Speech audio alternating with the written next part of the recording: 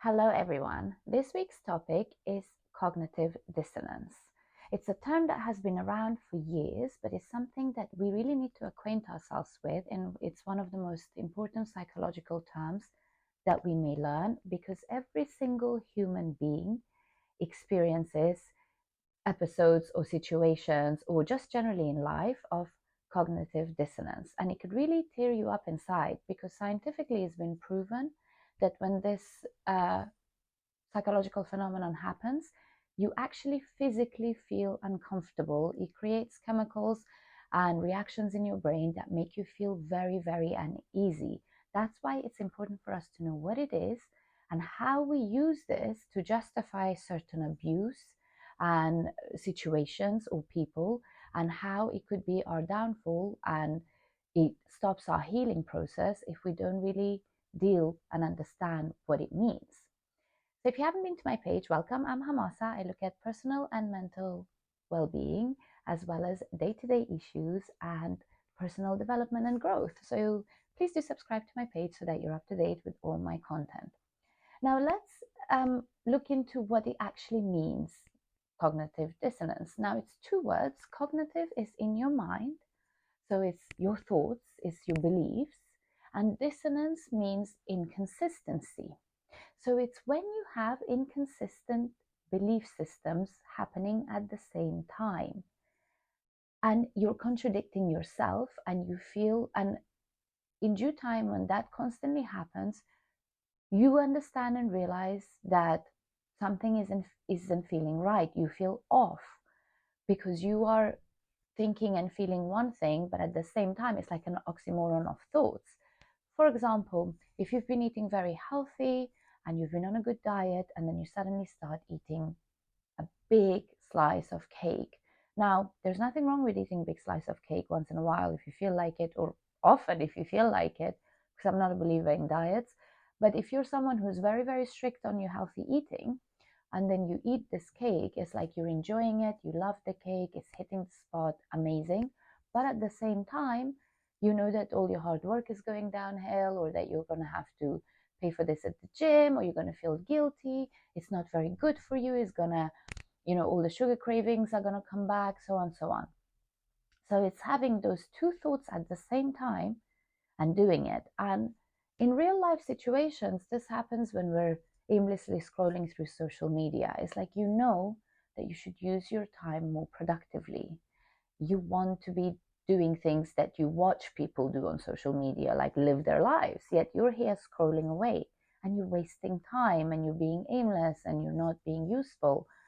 But at the same time, that's what you crave, and it feels good, and you just want to just melt on your couch and start scrolling.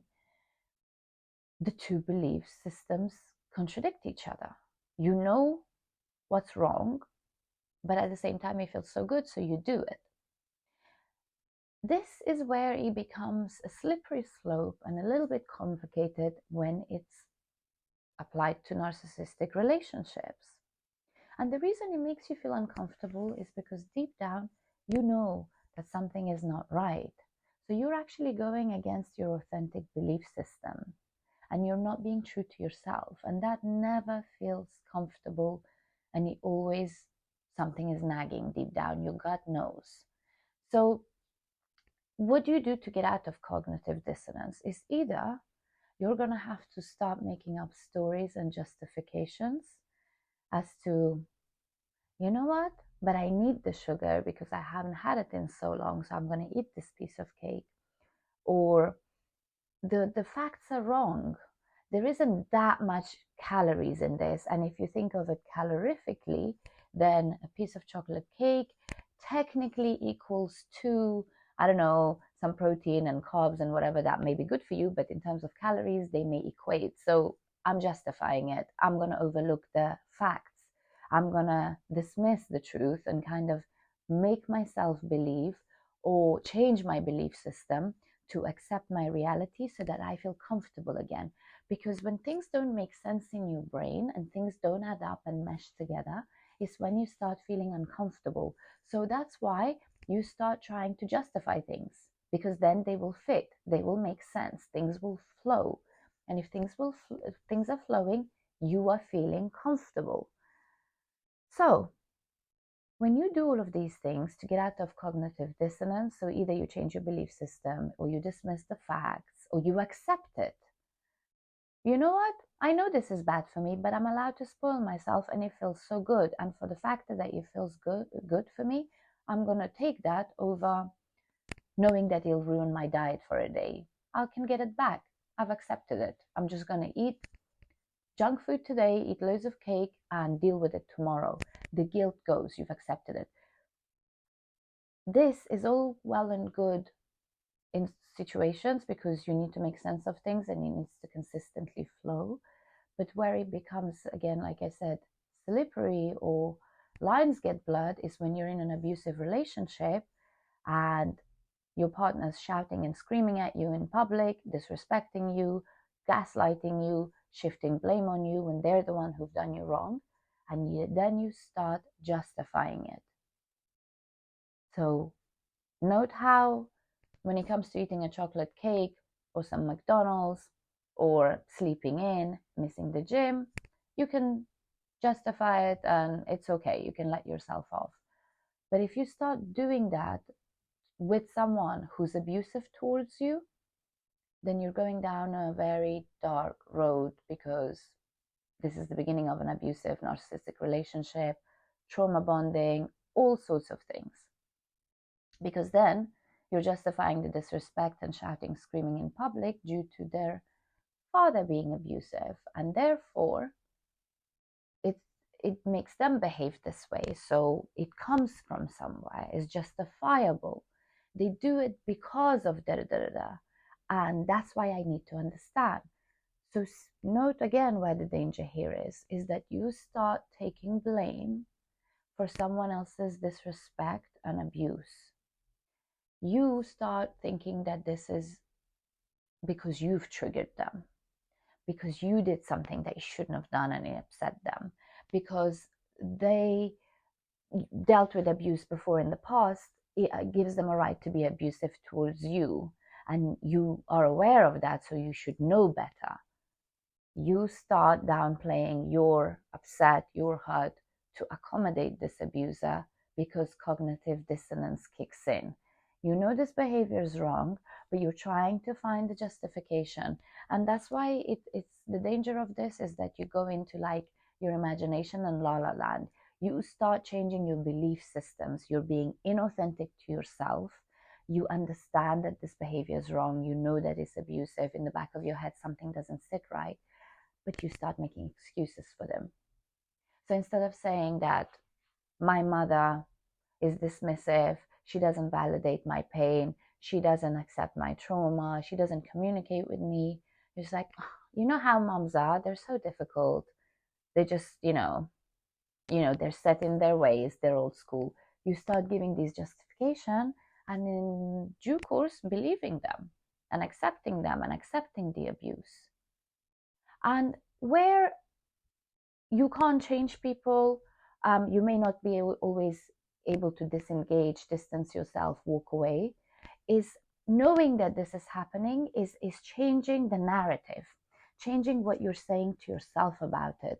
And so that's when you start the healing. Instead of dismissing it and denying it, seeing it for what it is. So what you could say is, in context of my mom's upbringing or life conditions, so on, she behaves in these aspects. But despite that, I love her, of course, but she does this. Or it's like when you have a child who's super spoiled, you start making excuses for them. It's like, I was never there, so it's my fault. I wasn't a present parent, and so they're angry and they play up like this, instead of saying, no, my child is quite manipulative and they behave in ways that I don't agree with. So you start taking the blame. But you should say something like, I understand that my child has these qualities. I love them and I'm trying to bring him out of that or help him get out of it. Or this is what they do. I love my kid. They're my everything. And despite that, I can see that these behaviors are unacceptable and it needs to be addressed. So being real about the situation, seeing it for what it is, and as with your partner, I understand that this man's been abused or this woman's been abused as a kid by their dad, or they haven't been validated, or they have certain traits that because their parents did certain things or didn't do certain things that they feel this way, but their behavior is still wrong. They're still being abusive towards me. They're still being disrespectful towards me. So seeing things for what they are and not using it, making it more a statement than a justification.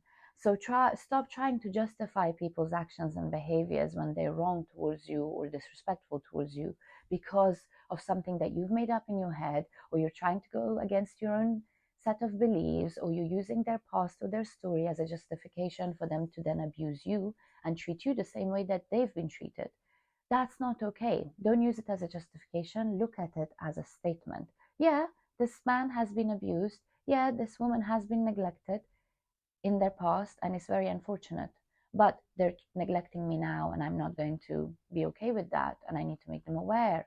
Or it's not tick for tack. That's not a reasoning behind it. They're doing this because they have abusive traits, or that they're a narcissist, or that they're toxic, or they don't respect me, they don't appreciate me. Stop justifying disrespect. Cognitive dissonance plays a big part in a lot of decisions we make because there is an oxymoron of thoughts, it's a conflicting inconsistency of thoughts.